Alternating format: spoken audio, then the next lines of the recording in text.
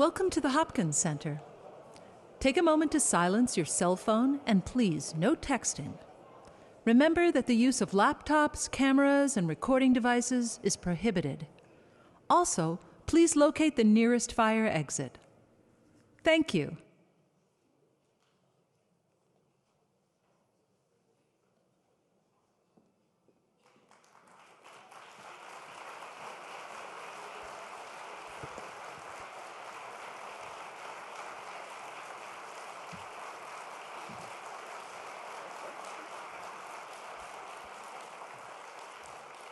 Good afternoon.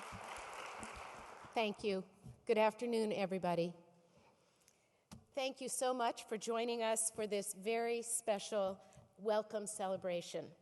We're here, of course, to welcome Phil Hanlon back to Dartmouth as our president-elect, and to welcome his wife, Gail Gentes, and their family. And of course, we're also here to welcome all of you back after our first extended winter break. I hope you came back feeling refreshed and excited about all that the new year will bring. Of course, this new year includes this wonderful celebration today. It also includes in the spring a celebration of 40 years of coeducation, and rounding out a year when we've also been celebrating 4 decades of our Native American program and our 40th anniversary of the Black Alumni Association of Dartmouth. You know, these historic milestones are reminders of the enormous changes that were taking place in Dartmouth of the 70s. And these were changes that have helped create the rich, dynamic community that we are today. And of course, Phil experienced some of these changes firsthand when he was a student here on campus. Coeducation was so significant for Dartmouth at the time that the then President John Kemeny later said that he felt that if Dartmouth had not made the decision it did, it would have become a second-rate educational institution. We're again in the midst of a time of great change and great promise in the world of higher education. Once again, we're facing significant choices that can have an influence on our future for decades to come. And I have to say, I feel immense satisfaction and excitement that Phil Hanlon will be the president that will help lead us into this exciting future, a future that for our campus has enormous potential. Since his election as president at the end of November, I've had the pleasure of working with Phil and visiting and talking with him a number of times. And I know that you, like I, are going to be very excited as you get to know him and you learn about his ideas and the sense of promise that he is feeling about Dartmouth's future. And I think we're all going to benefit from his experience in higher education and his capacity for problem solving and, of course, his innovative spirit. I'm looking forward to working with Phil as we bring together the strategic planning process that have involved so many of you in our community as we prepare ourselves to face Dartmouth's 250th year in the year 2019. Our campus has set its sights on the future, and I think we are in wonderful, capable hands to work together to make that future as exciting as we all hope it will be. So now I'd like to take the time to introduce Steve Mandel, the chairman of our Board of Trustees, who will do a more formal introduction of Phil Hanlon. Steve Mandel, as you all know, he is deeply, deeply devoted alumnus of Dartmouth, as well as being an incredibly talented business leader. He has been providing visionary leadership to this institution and an extraordinary sense of purpose and belief in our future.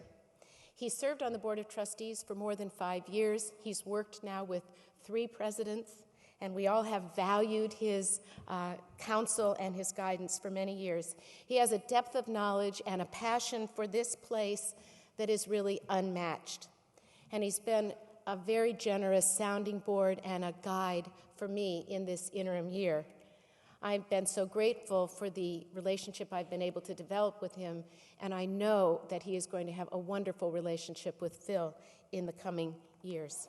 So please join me now in welcoming Steve Mandel to formally introduce President-elect Phil Hanlon.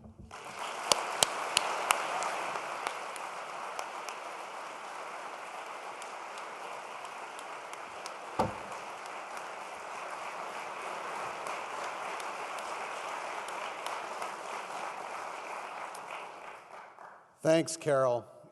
On behalf of the Board of Trustees, I am delighted to welcome you all to celebrate this exciting moment in the Wheelock succession of Dartmouth presidents and congratulate Phil Hanlon on his election as our next president. Before I introduce Phil, I'd like to take a moment to thank you, Carol, for your service to Dartmouth during this important transitional year. I speak for all the trustees, and I'm sure I echo the thoughts of the broader community in noting how Dartmouth has continued to excel under your leadership. We greatly appreciate your dedication to this institution and its continued record of intellectual distinction.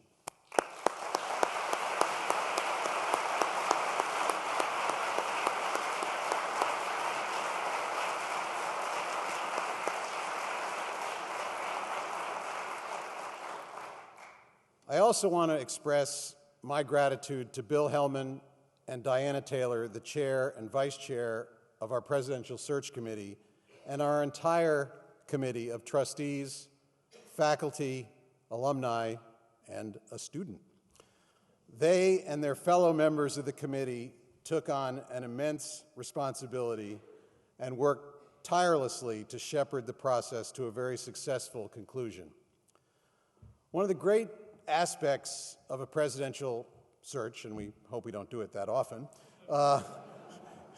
is it's an occasion for trustees and faculty to work together as true colleagues. It's really probably the only opportunity where that takes place. And that was a true pleasure and a rewarding experience, and I think I speak for all involved, trustees, faculty, alumni, and student involved in that process. Of course, a great many members of the Dartmouth community engaged in the search process by offering their visions for Dartmouth and the qualities required of its leader. So my thanks go also to the community, whose contribution was instrumental to the outcome. When we began our presidential search last spring, we spent many weeks listening to your feedback about what we should seek in Dartmouth's next president. From this input, we developed a presidential profile, which distilled everything we heard into a specific set of experiences and abilities we sought in the next leader of Dartmouth. As you can imagine, it was a long list, encompassing everything from leadership and commitment to Dartmouth's mission, to academic ambition, and the heart of a teacher. We wrote that these qualities represented the ideal, but assumed that no single candidate will have all the ideal qualifications. And then we met Phil, a man who possesses all of the skills needed to lead us into the future and reinforce Dartmouth's position at the forefront of higher education. With a remarkable record of scholarship and research, combined with leadership expertise and a profound commitment to teaching, he is truly everything we were looking for in a new president. As a Dartmouth alumnus from the almost great class of 1977, Phil believes a liberal arts education is the firmest foundation for forming citizen leaders with the creativity, entrepreneurial spirit, cultural awareness, and flexibility to make a difference in today's world. Equally important, his 27 years at the University of Michigan, one of the top research universities in the world, give Phil a strong appreciation for the critical role of outstanding scholarship and research in the vitality of an educational institution, for faculty, for undergraduate and graduate students, and for the benefit of society at large. As a world-class mathematician, Phil's an outstanding scholar in his own right. He's earned numerous academic honors and awards, including a Sloan Fellowship and a Guggenheim Fellowship, and he's held visiting positions at some of the most prestigious academic institutions in Europe and in the US. He's also a seasoned academic administrative leader who served in a succession of senior roles at Michigan for more than a decade, including his current role as provost and executive vice president for academic affairs since 2010. And in the tradition of John Kemeny, Dartmouth's 13th president, Phil is a passionate scholar-teacher who continues to teach undergraduates at Michigan. In fact, he was teaching calculus at 8 a.m. on the morning after we announced his election, and then came right up here to Hanover to meet with Carol, our deans, and other campus leaders. All of these important qualities and experiences are matched by Phil's personal integrity, his strength of purpose, and his deep love of Dartmouth. Anyone who hears his story of coming to Dartmouth and how it changed his life will understand the depth of his affection for this special place. I could not be more pleased to welcome Phil back to his alma mater and to welcome his wife, Gail Gentes. I'll leave Phil to tell you how he met Gail, but she too has had a distinguished career and is now the Director of Research and Faculty Support at the Ross School of Business at the University of Michigan. Together, Phil and Gail have raised 3 children, now adults. They share a love of the arts, a love of the outdoors, and an enthusiasm for a variety of college sports. And they'll be rooting for our basketball and hockey teams this afternoon and this evening. Phil will only be the 18th president to lead Dartmouth since our founding in 1769. I look forward to seeing him help shape the place that played such a formative role in his life, and with the support of the Dartmouth community, lead us towards our 250th anniversary and even greater academic excellence. It's now my great privilege to introduce Dartmouth's 18th president in the Wheelock succession, Philip J. Hanlon. Welcome home.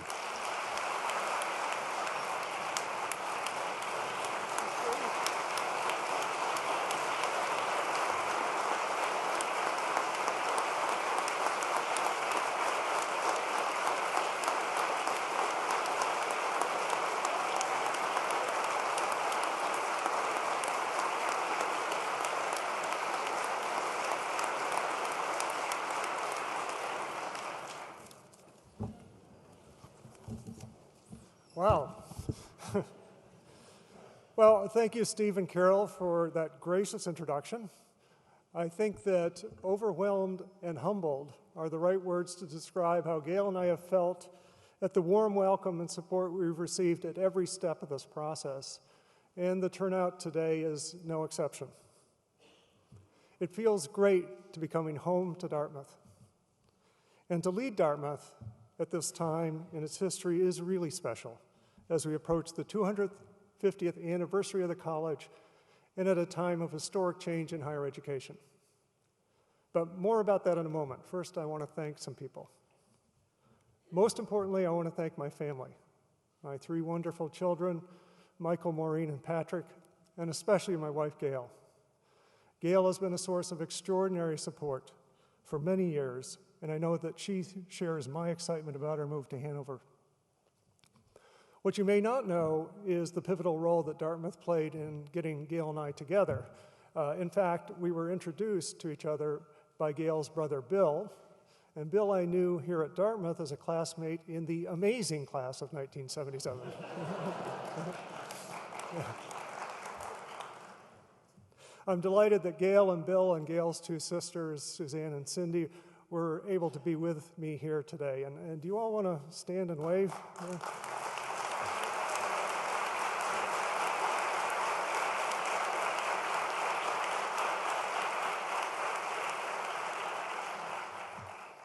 I also want to thank the Board of Trustees for placing their confidence in me.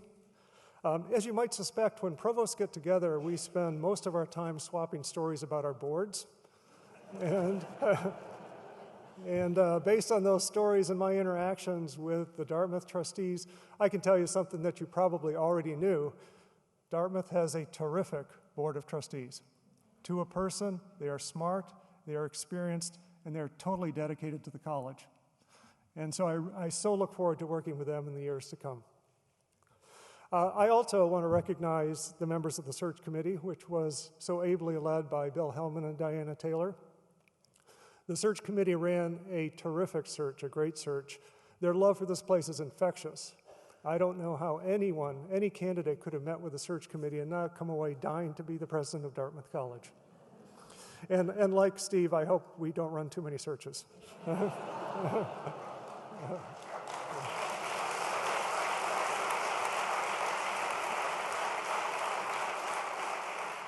And lastly, I want to acknowledge the presidents who have come before me. I stand on the shoulders of incredible leaders who have made Dartmouth the great place that it is.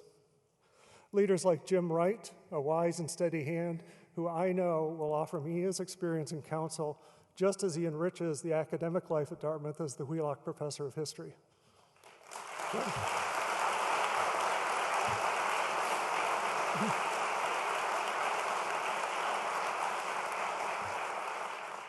And Jim Kim, who inspired so much creative energy and got this campus, motivated this campus to think bigger. I plan to continue his efforts as well.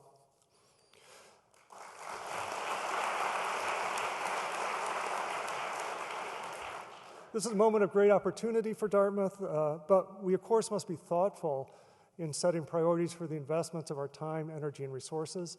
And thankfully, that thought is already undergoing its development with a strategic planning process that has been led by Carol Folt.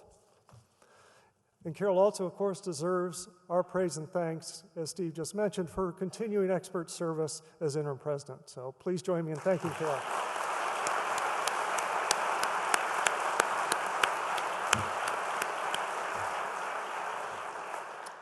All right, it's been almost 40 years since I first set foot on this campus. John Kemeny was in the third year of his presidency. I came to Dartmouth having spent my first 18 years in a small mining town in the northern Adirondack Mountains. I arrived at Dartmouth with a weak understanding of the world and little confidence in my academic abilities. And Dartmouth is where I grew up. Not surprisingly, my first year at Dartmouth, particularly my first term, was a sobering reality check. But at Dartmouth, I found faculty and fellow students who both nurtured and challenged me. I worked with faculty members who inspired me, most notably for me, the mathematics faculty. They were so excited by their scholarly work. I can still remember how their faces would light up when they talked about the latest problem they were working on or the approach they were going to take. And I came to a realization, which was that there's nothing I'd rather do than devote my life to higher education. To work on the campus of a great college or university would be the coolest thing in the world. And so here I am, back again. And despite the passing of 40 years, I find that there are actually some distinct parallels between the situation that Dartmouth found itself in all those years ago and today's situation. And I want to highlight three. First, Dartmouth remains a preeminent place of learning where talented students, faculty, and staff come together to educate the next generation. In the great liberal arts tradition, we prepare our undergraduates to be active, engaged citizens. But that's true of any liberal arts college. At Dartmouth, we expect more. We expect our graduates to be leaders who will not only engage in civil discourse and debate, but actually shape that debate and point the way forward.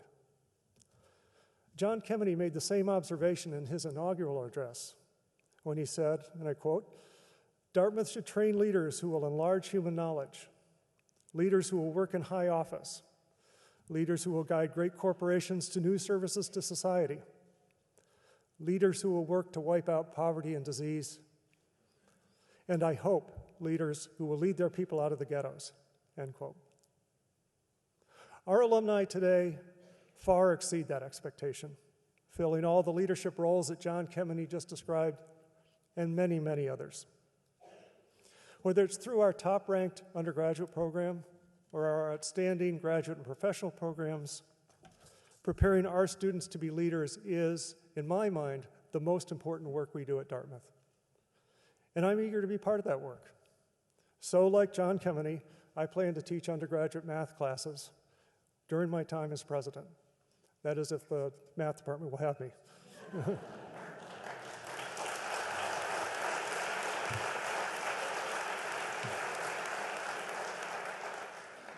Second parallel, Dartmouth remains a place of great discovery, where faculty and students demonstrate the power of the mind to address the world's most vexing issues, to advance our understanding of the human condition, and to create works that enrich the human spirit. The issues facing our world, things like meeting the energy needs of our planet, harnessing the power of the arts to shape social norms, designing and delivering effective health care, are complex, multifaceted problems requiring many types of expertise to address. Our nation looks to its great institutions of higher education as uniquely positioned to bring together the broad range of knowledge and deep thinking required to make progress on these really vexing issues. And as we engage the great issues of the world on our campus, it's imperative that we involve our students in this research work so that they understand firsthand the power of critical analysis and creative thinking, and most importantly, carry that understanding out into the world with them. Lastly, like 40 years ago, education finds itself in a period of dramatic change. In the early 1970s, campuses were roiled by unrest caused by an unpopular war. They were grappling with the opportunities and imperatives of diversity, including coeducation. And they were facing financial challenges imposed by an ailing economy. The Dartmouth campus, led by John Kemeny, responded boldly to these dynamic forces. With the historic suspension of classes in the spring of 1970, the advent of coeducation on our campus, and enrollment growth enabled by the D Plan. Higher education is again at a moment of churn and upheaval and transformation. The forces driving us today are different than those of 40 years ago. Today, information technologies offer unprecedented opportunities to rethink our historic modes of education and discovery. Our graduates are entering a workplace that is itself undergoing profound changes. A work environment that is characterized by increasing levels of volatility, complexity, workforce diversity, and global reach. A work environment that's driven to a greater and greater extent by individual empowerment rather than strength of large organizations. These changes to the workplace compel us to rethink the ways in which we prepare our graduates to lead. And yes, again, higher education is faced with financial challenges imposed by a weak economy. But this time, challenges not only to the cost of operating our campuses, but also significant challenges of access and affordability for our students. Success will go to those colleges and universities that make the right choices at this important moment. I'm excited to have the opportunity to join with such a talented and committed community of students, faculty, alumni, and staff in moving Dartmouth forward. I'm anxious to meet all of you and listen to your thoughts and ideas as we work together over the next several years to make Dartmouth the best that it can possibly be. I look forward to greeting all of you personally in Alumni Hall as soon as we finish here. Thank you all for coming.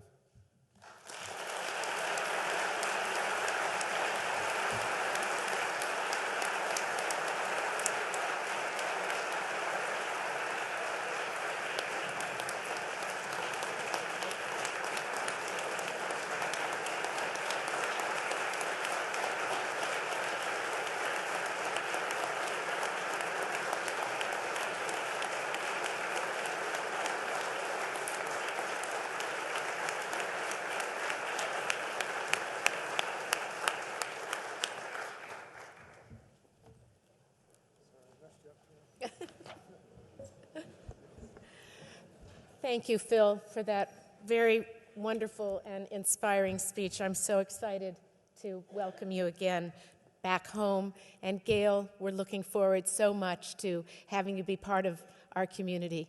Really excited about that. And it's now my pleasure to introduce a group of very special and talented individuals who are going to celebrate Phil's election in song. This is a fine example of the vitality of the arts at Dartmouth as we celebrate this, our Year of the Arts. So please join me in welcoming the Dartmouth College Glee Club.